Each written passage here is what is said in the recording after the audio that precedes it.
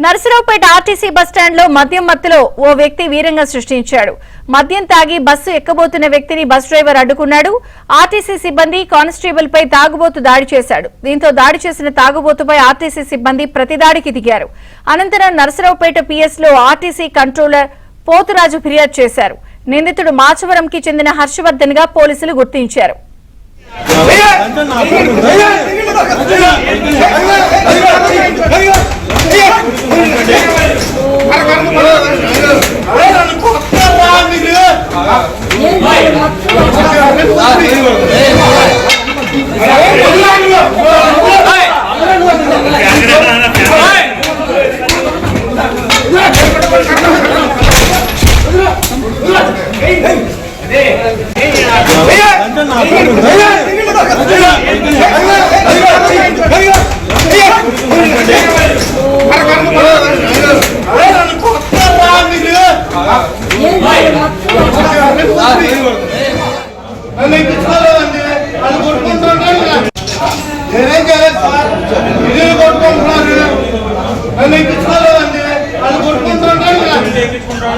వాళ్ళు కొట్టుకుంటున్నారు.